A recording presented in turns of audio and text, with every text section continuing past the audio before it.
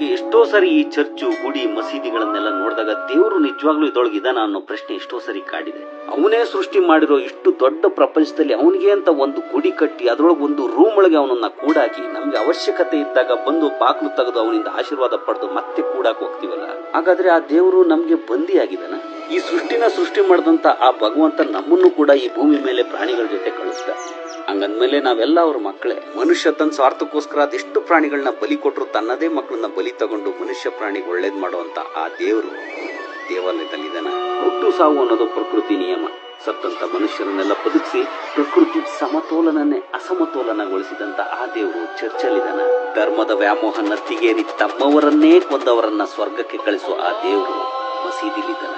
ಈ ಎಲ್ಲಾ ಪ್ರಶ್ನೆಗಳು ನಾನು ಚಿಕ್ಕವನಿದ್ದಾಗ್ಲಿಂದನೂ ನನ್ನ ತಲೆಯಲ್ಲಿ ಓಡಾಡ್ತಿದ್ವು. ಆದ್ರೆ ನಮ್ಮ ಸುತ್ತಮುತ್ತಲಿನ ಸಮಾಜ ದೇವರನ್ನ ಪ್ರಶ್ನೆ ಮಾಡಿದ್ರೆ ಶಾಪ ಹಾಕ್ಬಿಡ್ತಾನೆ ಅನ್ನೋ ಭಯನ ಸೃಷ್ಟಿ ಮಾಡಿ ದೇವರನ್ನ ಭಕ್ತಿಯಿಂದ ಪೂಜೆ ಮಾಡೋದಕ್ಕಿಂತ ಭಯದಿಂದ ಪೂಜೆ ಮಾಡೋವಾಗ ಮಾಡಿದ್ರು. ಇವತ್ ನಮ್ಮ ಮಕ್ಕಳಿಗೆ ನಾವು ಅದನ್ನೇ ಹೇಳ್ಕೊಡ್ತಾ ಇದೀವಿ. ಅದೆಷ್ಟೋ ಸಾರಿ ಈ ದೇವರು ಅನ್ನೋದೇ ಇಲ್ಲ, ಇದ್ದಿದ್ರೆ ಯಾಕೆ ನಮ್ ಕಣ್ಮುಂದೆ ನಡೀತಿರೋ ಅನ್ಯಾಯಗಳನ್ನ ನೋಡ್ಕೊಂಡು ಸುಮ್ಮನೆ ಇರ್ತಿದ್ದ ಅಂತ ಅನ್ಸಿದೆ. ಆದ್ರೆ ನಮ್ ಕಣ್ಮುಂದೆ ಕಾಣೋ ಪ್ರತಿಯೊಂದು ವಸ್ತುಗೂ ಯಾರಾದ್ರೂ ಸೃಷ್ಟಿಕರ್ತ ಅಂತ ಇದ್ದಾನೆ ಅಂದ್ಮೇಲೆ ಇಷ್ಟು ದೊಡ್ಡ ಸೃಷ್ಟಿ ಮಾಡೋರ್ನ ಯಾರಾದ್ರೂ ಇರ್ಲೇಬೇಕಲ್ವಾ? ಯಾರದು? ಅವನೇ ಇರ್ಬೇಕಲ್ವಾ ದೇವ್ರು? ಹಂಗಾದ್ರೆ ಅಂತ ದೊಡ್ಡ ಸೃಷ್ಟಿಕರ್ತ ನಾವು ಕಟ್ಟಿರೋ ಒಂದು ಸಣ್ಣ ಪುಟ್ಟ ಗುಡಿ ಚರ್ಚು ಮಸೀದಿ ಒಳಗೆ ಬಂದಿಯಾಗಿದ್ದಾನೆ ಅಂದ್ರೆ ನಾವು ಪೂಜೆ ಮಾಡ್ತಿರೋದು ನಿಜವಾಗ್ಲೂ ದೇವ್ರಿಗೇನ?